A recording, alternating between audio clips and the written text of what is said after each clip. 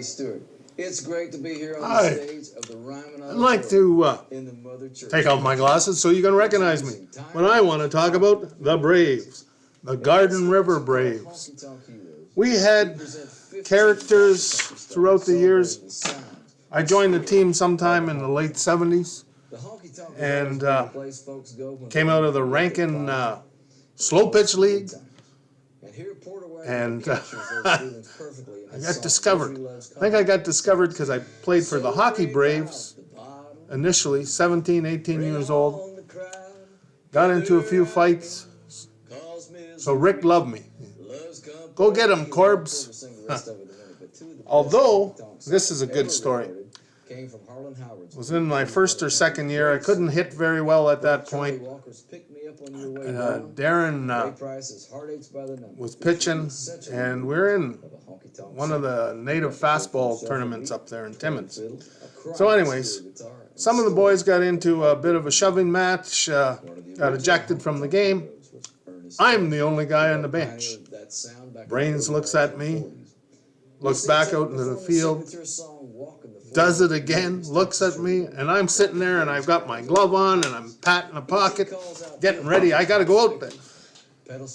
Rick finally sort of looks at me and I say, Rick, I'm the only guy here. You got to put me out. And at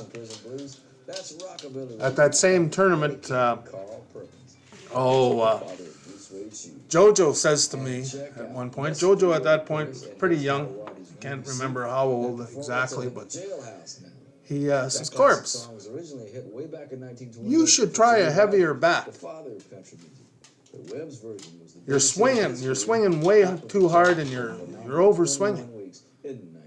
So I sort of look at him, and of course he's younger, and should I listen to him? But one of the things Jojo reminded me of the other day, used to give him a lot of rides to the ball games and stuff, right?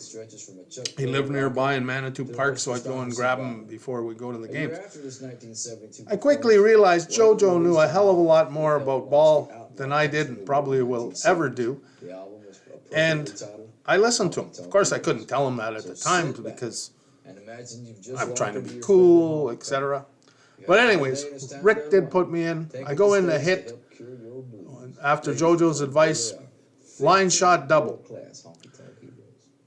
And then the following year, Steve and Darren took me out for about 2 or 3 nights in a row, 3 or 4 hours each. Darren's just throwing the ball, and he's telling me where he's going to throw it, right? Upshoot, drop, here's some curves. Hadn't developed his nifty changeup by that point. But these guys got me to see the ball. It's been great. That's the things we did for each other.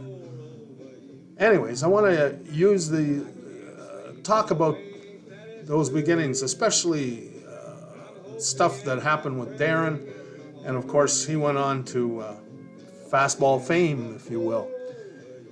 But here's where it started, man, and the connections, the guys. We've got Rick, nicknamed Brains, eh? And of course we had Baby Brains was our other coach, Rick Naddick. And Charlie, like some of the things, like watching Charlie Berry play, Chaz was, oh, what an arm this guy had. You know, scoop up the ball in third and boom!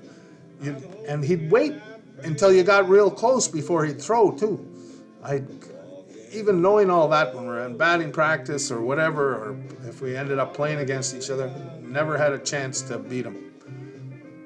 Because I had surprising speed for a big guy. Stole a couple of bases. Not any of the speed like Vinny or Bobby Lesage or Teddy. Ted was probably the best in-tune athlete on our team, right? And anyways, we're going to have some stories and just my memories until I can convince some of my buddies to come out and talk and stuff. And I'll leave you with this last thought. Little Steve and I were over at Johnny Zack's probably a year ago now, and we were talking to him, and Steve asked him, hey, John, who was the best ball player that you ever played with here in Garden? And Johnny said, one of the Abatassaway boys. I can't remember his first name now. But anyways, of course, don't I ask, because I think I'm one of the best too, is, hey John, what about me? And he says, Joe, and he does that look and he says, you weren't bad, but you weren't good either. Love you, John. Anyways, hope you guys enjoy this stuff.